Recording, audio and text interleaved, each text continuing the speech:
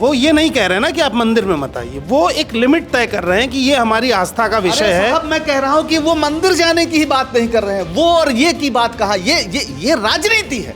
वो और ये की बात कहा है? किस मुसलमान ने कहा कि हमें मंदिर जाने दो? किस मुसलमान ने कोर्ट से कहा कि हमें गर्भगृह जाने दो? जो लोग मंदिर जाते भी हैं वो उसका शिल्प देखने जाते हैं बाहर, वो कोई डिमांड नहीं। आप मंदिर कोई पिकनिक स्पॉट है? आप तो बाल मुकुंदाचार्य स्कूलों में नमाज पढ़ी जाए, स्कूलों में बच्चे हिजाब पहन के जाए, ये सब सही है। देखिए, पहली बात तो ये है, स्कूलों में नमाज पढ़ी जाए का कोई प्रूफ नहीं है। दूसरी बात ये है, रिपोर्ट किया इंडियन एक्सप्रेस ने उसको। इंडियन एक्सप्रेस ने रिपोर्ट नहीं किया। इंडियन एक्सप्रेस ने ये कहा है कि रिपोर्टेडली नमाज पढ़ी गई है, जिसके ऊपर मंत्री ने ये कहा है कि हम स्कूलों के अंदर धर्म परिवर्तन नहीं होने देंगे। स्कूल के अंदर टीका लगा के जाता है वो बैन नहीं होना चाहिए। फिर जो चुटिया रख के ब्राह्मण जाता है वो चुटिया कटनी नहीं चाहिए, ये नहीं होना चाहिए क्या? तमाम जो ये हिंदू धर्म के तमाम जो ये गमछा डाल के भगवा पहन के तमाम लोग जो कॉलेज स्कूलों में घुस रहे हैं, ये बैन नहीं होना चाहिए। सिर्फ एक धर्म को टारगेट करके राजनीति करना राजस्थान सरकार करना चाहती है। जब अशोक गहलोत की सरकार थी तब तो ऐसा कोई मुद्दा नहीं आया। नमस्कार, मेरा नाम राघव है और आप पॉलिटिक्स देख रहे हैं। आज की न्यूज रूम चर्चा में बात दो खबरों के आधार पर होगी। पहली खबर आई मद्रास हाईकोर्ट से, जहां तमिलनाडु में फैसला लिया गया कि अगर मंदिरों के भीतर एक फिक्स एरिया, जिसको ध्वज स्तंभ या फिर कोडीमारम भी कहते हैं, वहां पर गैर हिंदुओं का प्रवेश वर्जित माना जाएगा। ये मांग नहीं है, ये सरकार की सोच नहीं है, बल्कि हाईकोर्ट का फैसला है जिसे अब स्वीकारा जाएगा और उस स्थान से पीछे मंदिरों के उस स्थान से पीछे गैर हिंदुओं को रखा जाएगा। इसका कारण ये दिया गया कि मंदिर कोई पिकनिक स्पॉट नहीं है, जिसकी आस्था है उसके साथ खिलवाड़ नहीं होना चाहिए। दूसरी खबर आई राजस्थान से, जहां शिक्षा मंत्री हैं मदन दिलावर। उन्होंने फैसला लिया कि स्कूलों के भीतर किसी भी तरह के हिजाब को पहन के जाने की अनुमति नहीं होगी। ड्रेस कोड को सख्ती से लागू किया जाएगा। इसके पीछे की पृष्ठभूमि आपको बता दूं। असल में इंडियन एक्सप्रेस ने एक रिपोर्ट की जिसमें कहा गया कि स्कूल के भीतर कुछ छात्रों ने नमाज पढ़ी और अन्य छात्रों से भी नमाज पढ़ने के लिए कहा, जिसके बाद से एक बयान और आया राजस्थान सरकार के शिक्षा मंत्री का कि हम राजस्थान में किसी भी तरह का धर्म परिवर्तन नहीं होने देंगे। आज की बहस इसी मुद्दे पर। हमारे साथ संदीप हैं, पंकज सर हैं, नीरज जी हैं। पहला सवाल ये, अगर मंदिर हिंदुओं के हैं तो वहां पर वही तय करेंगे किस तरीके से आया जाए, किस तरह से पूजा की जाए, किस तरह से आस्था की जाए। कोर्ट भी जब ये बात कह रहा है तो समस्या कहां पर है?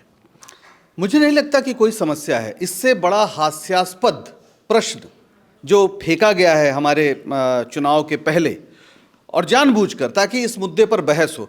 इस देश का मुझे एक ऐसा मुस्लिम स्कॉलर या मुसलमान बताइए जिसने मांग की हो कि हमें मंदिर के गर्भगृह में जाना है। बल्कि जो मुस्लिम मौलवी हैं वो तो सबसे ज़्यादा खुश होंगे कि आप मंदिर क्यों जा रहे हैं साहब।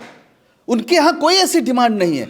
और आज ही जब आप ये सवाल कर रहे हैं तो मैं वो तस्वीरें देख रहा हूँ जिसमें राष्ट्रीय मुस्लिम मंच के लोगों को बाकायदा राम मंदिर के दर्शन कराने के लिए ले जाया गया है। उसकी तस्वीरें अखबारों में हैं और ये बताया जा रहा है कि देखिए देखिए राम के प्रति आस्था मुसलमानों में भी है।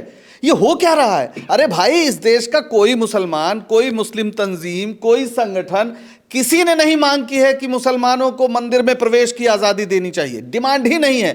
बल्कि अगर आप कहेंगे तो जो इस्लामिक स्कॉलर उस सेंस में हैं वो कहेंगे ये कुफ्र है।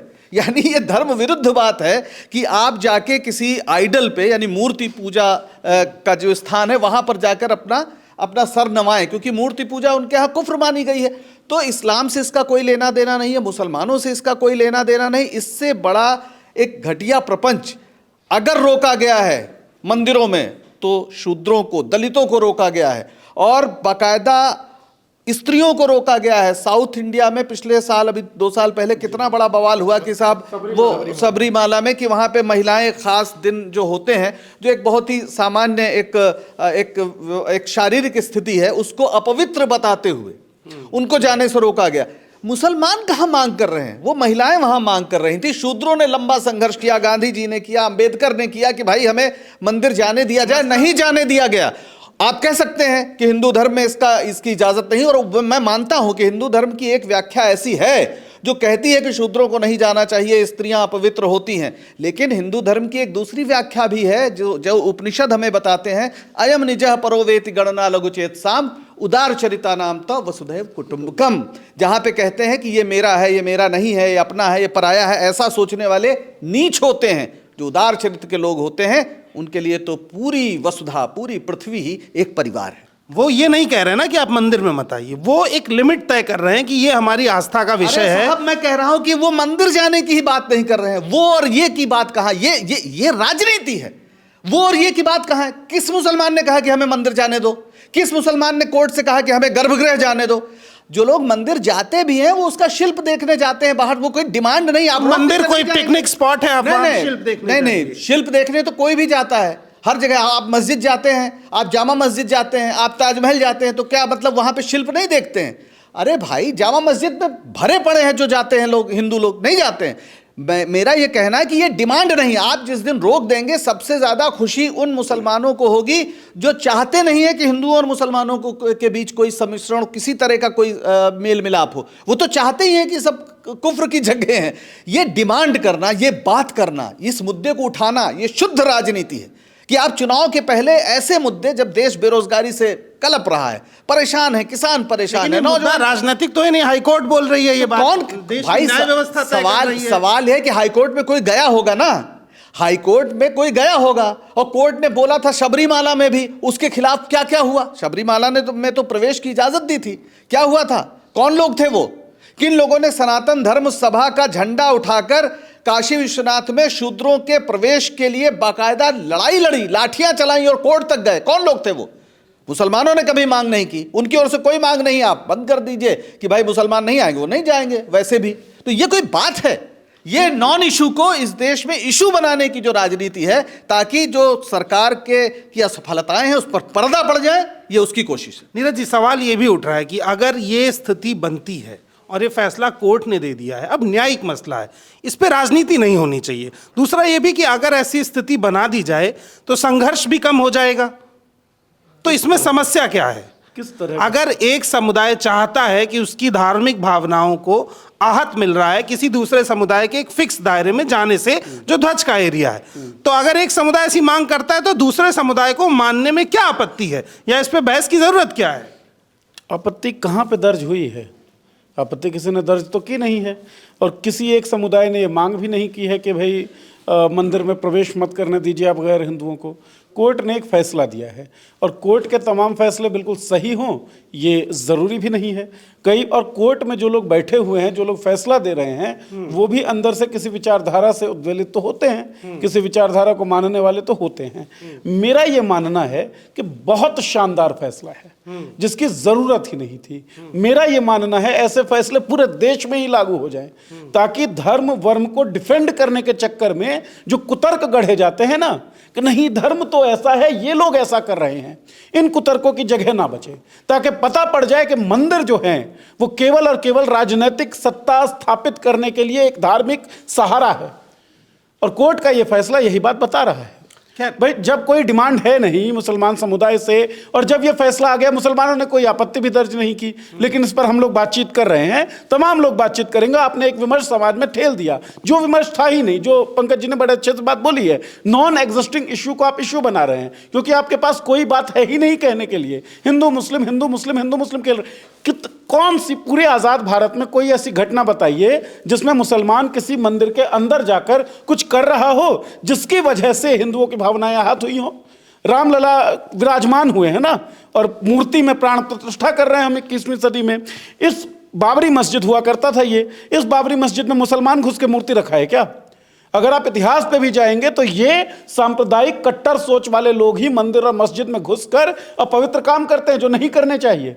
तो ये एक नॉन एग्जिस्टिंग इशू है जिसको कोर्ट के फैसले के बाद से धरातल पर लाया गया है, ताकि एक पार्टी विशेष, एक विचारधारा विशेष के लोग इसका राजनीतिक फायदा उठा पाए। संदीप, ये इस मसले से अलग मैं राजस्थान की बात को लेकर आपके पास आऊँगा। जैसे कहा गया कि स्कूलों में हिजाब नहीं होने चाहिए, ड्रेस कोड लागू, और अगर किसी स्कूल में नमाज पढ़ रहा है कोई और लोगों से पढ़ने के लिए कह रहा है तो उस तरीके की स्थिति ना बने, क्योंकि अब राजस्थान में धर्म परिवर्तन की स्थिति नहीं आएगी, ऐसा वहाँ के एजुकेशन मिनिस्टर कह रहे हैं, मदन दिलावर।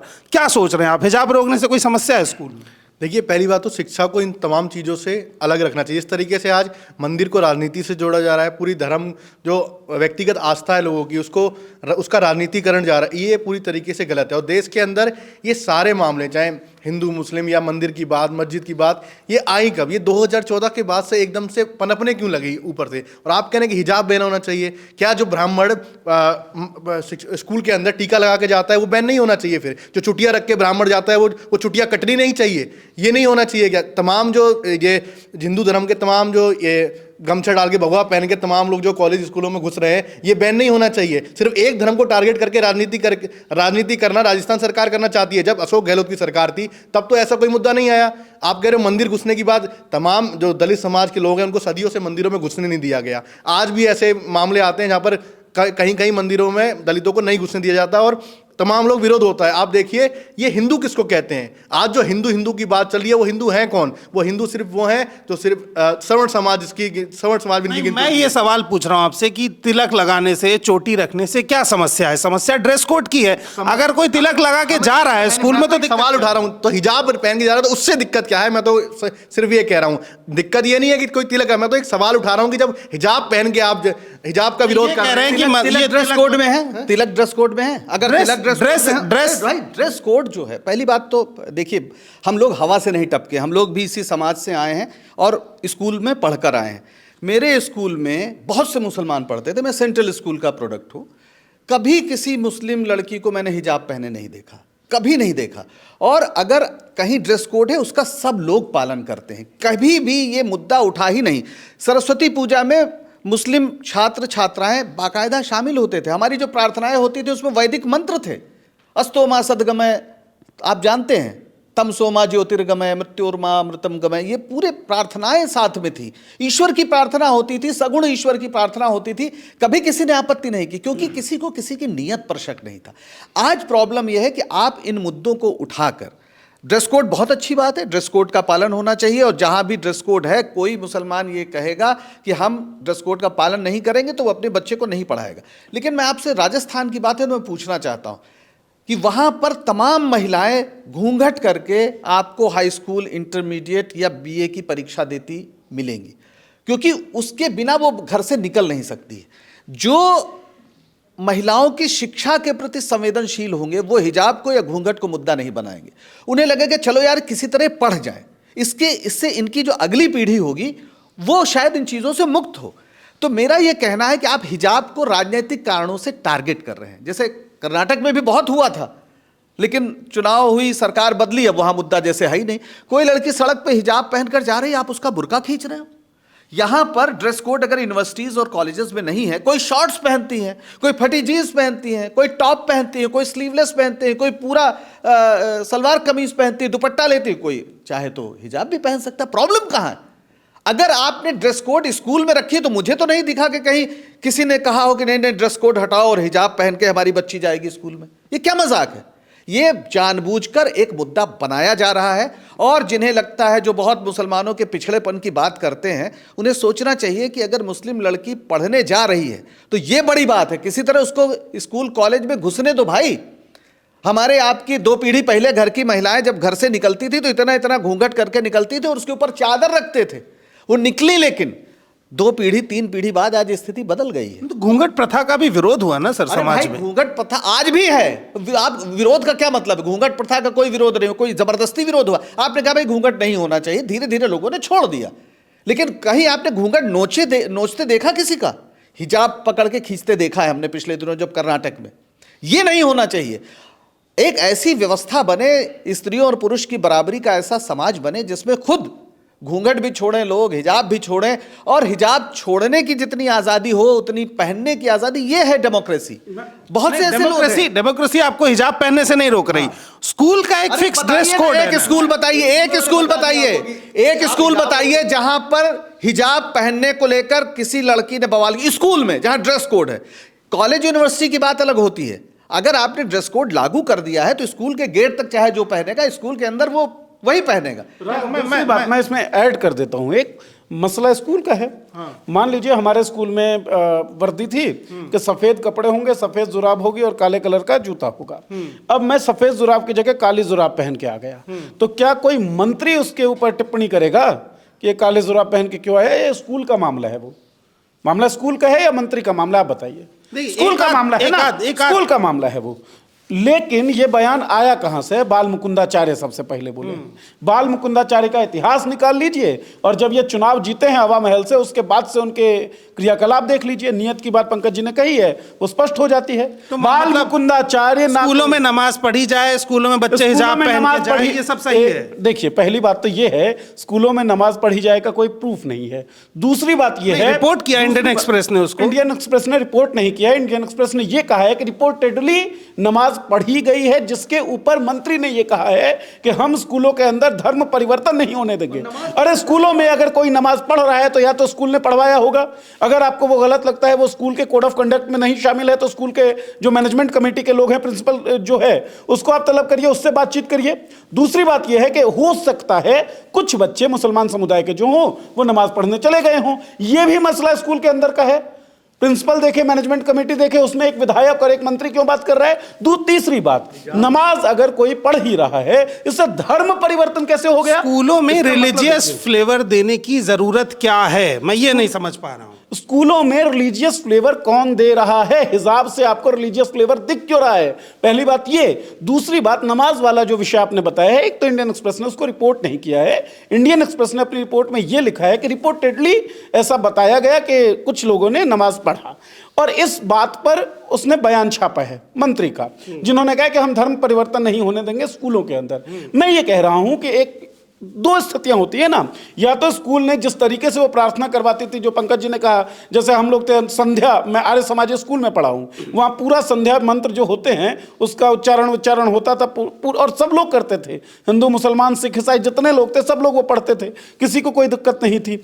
अगर दो चार लोगों ने इंडिविजुअल कैपेसिटी में स्कूल के अंदर नमाज पढ़ी तो यह मसला राज्य का नहीं है, यह मसला स्कूल का है, स्कूल की मैनेजमेंट कमेटी का है। लेकिन एक बाल मुकुंदाचार्य उस पर बयान देता है, फिर एक मंत्री बयान देता है, इससे नियत पे शक नहीं होता है, यकीन हो जाता है कि इन लोगों को कुछ काम वाम करना नहीं है, इन लोगों को पूरे देश को सांप्रदायिकता की आग में झोंक देना है। क्योंकि राजस्थान जैसे तैसे ये लोग जीत गए और उस पर काफी सारे आरोप इन पर लगे हैं, मैं उन आरोपों पर नहीं जा रहा हूं। अब लोकसभा चुनाव आने वाले हैं, इनके पास आपने कितने स्कूल बना दिए, शिक्षा का स्तर कितना बढ़ गया, टीचर स्टूडेंट रेशियो आपने कितना बेहतर किया है, इन सब चीजों का कोई जवाब नहीं है।